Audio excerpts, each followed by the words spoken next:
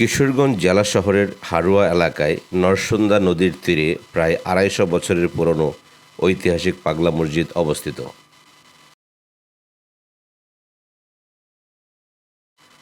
প্রচলিত আছে, পাগল বেশি এক আধ্যাত্মিক সাধক নরসুন্দা নদীর বুকে মাদুরে ভেসে মসজিদের স্থানে এসে অবস্থান নেন। ধীরে ধীরে তাকে ঘিরে ভক্তদের সমাগম হতে থাকে। আধ্যাত্মিক সাধকের মৃত্যুর পর তার কবরের পাশে একটি মসজিদ নির্মাণ করা হয়, যা বর্তমানে পাগলা মসজিদ নামে অত্যন্ত সুপরিচিত। আধুনিক স্থাপত্য শৈলীতে নির্মিত এই পাগলা মসজিদের বর্তমান জমির পরিমাণ ৩ একর ৮৮ শতাংশ। যদিও প্রথম দিকে হৈবতনগর দেওয়ানবাড়ির অক্ষকৃত ১০ শতাংশ জমি একমাত্র মসজিদের নামে অন্তর্ভুক্ত ছিল।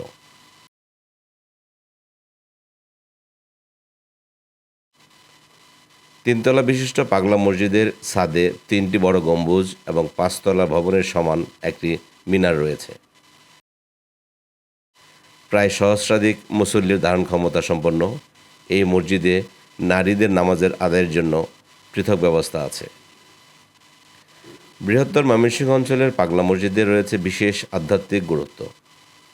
এক কথায় বলা যায়, সকল ধর্মের মানুষের কাছে পাগলা মসজিদ এক সার্বজনীন পবিত্র ধর্মীয় কেন্দ্র।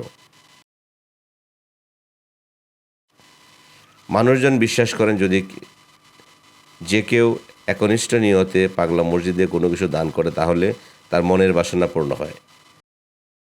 এমন বিশ্বাসের কারণে মানুষজন পাগলা মসজিদে প্রচুর দান খয়রাত করেন।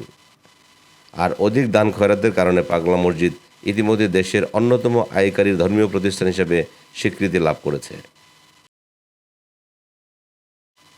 এই মসজিদে আয়ের একটা অংশ অন্যান্য মসজিদ, মাদ্রাসা, এতিমখানা সহ বিভিন্ন উন্নয়ন ও সেবামূলক খাতে ব্যয় করা হয়।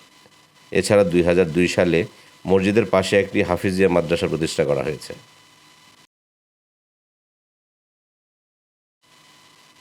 বর্তমানে লেক সিটি প্রকল্পের আওতায় পাগলা মসজিদের পাশ দিয়ে বয়ে যাওয়া নরসুন্দা নদী খনন, দৃষ্টিনন্দন সেতু নির্মাণ, মসজিদের শোভাবর্ধন এবং রঙিন আলোকসজ্জার জন্য দিনে এবং রাতে মসজিদটি দেখতে চমৎকার লাগে।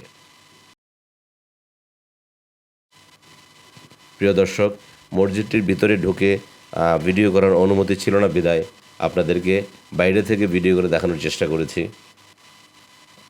আশা করি ভালো লাগবে।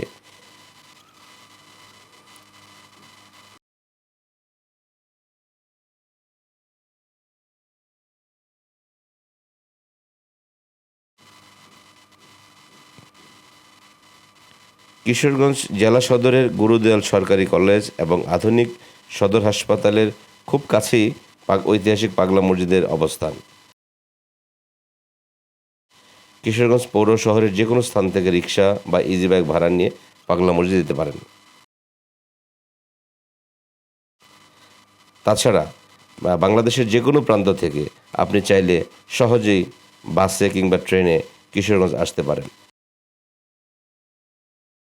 সো কাজে পাগলা মসজিদে কারো যদি আসার ইচ্ছা থাকে, বাসনা থাকে, তিনি বাংলাদেশের যে কোনো প্রান্ত থেকে ট্রেনে চড়ে কিশোরগঞ্জ অথবা বাসে চড়ে ময়মনসিংহ পরে কিশোরগঞ্জ অথবা প্রথমে ভৈরব পরে কিশোরগঞ্জ হয়ে কিশোরগঞ্জ যে কোনো জায়গায় নেমে যদি রিক্সা বা ইজি বাইক, অটোরিক্সা, সিএনজি নেন, তাহলে সহজে পৌঁছে যাবেন পাগলা মসজিদে।